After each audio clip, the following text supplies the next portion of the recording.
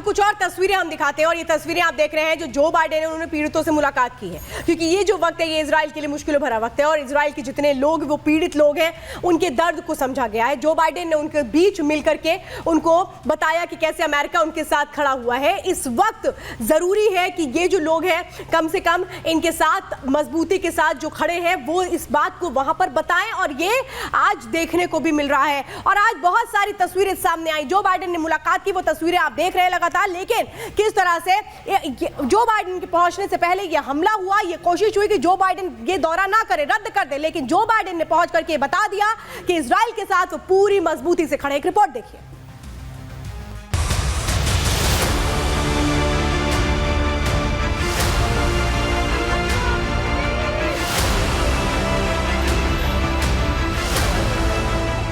America के राष्ट्रपति Joe Biden Israel पहुंचने की तैयारी कर रहे थे।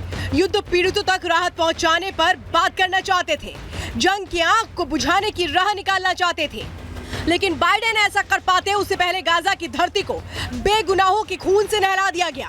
अल अहली अरब अस्पताल में चीख पुकार मच गई।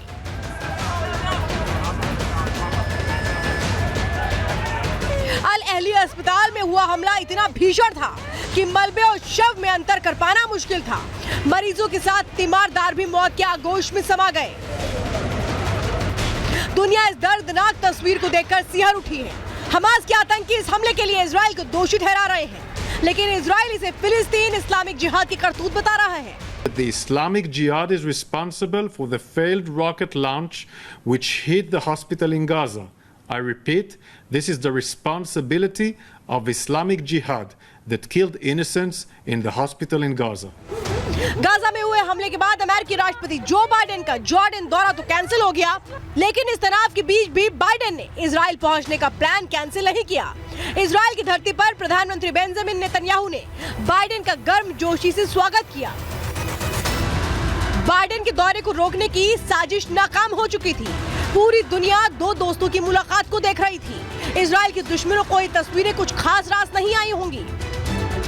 इजराइल और अमेरिका के राष्ट्राध्यक्षों ने मुलाकात के बाद साझा प्रेस कॉन्फ्रेंस भी की, जहां एक बार फिर से इजराइल के प्रधानमंत्री बेंजामिन नेतन्याहू ने हमास के खात्मे की बात दोहराई। United in purpose and with a deep sense of justice and the unbreakable spirit of our soldiers and our people, Israel will prevail. Netanyahu के बाद बारी थी बाइडेन की, जिन्होंने एक बार फिर आतंकवाद के खात्मे के लिए इजराइल का साथ देने की बात कही। साथ ही बाइडेन ने गाजा के अस्पताल में हुए हमले में इजराइल का हाथ न होने की बात कर साजिश के किरदारों को तगड़ा झटका दे दिया।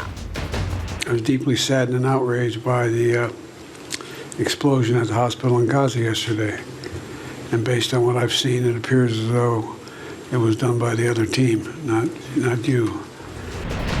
बाइडेन के इस बयान ने इजरायली सेना के हौसलों को और धार दी है। अब इजराइल के जवानों के निशाने पर सिर्फ हमास के आतंकी ही नहीं, बल्कि फिलिस्तीन इस्लामिक जिहाद के आतंकी भी आ गए हैं, जिन्होंने अपनी कायराना हरकत से इजराइल को बदनाम करने की कोशिश की है।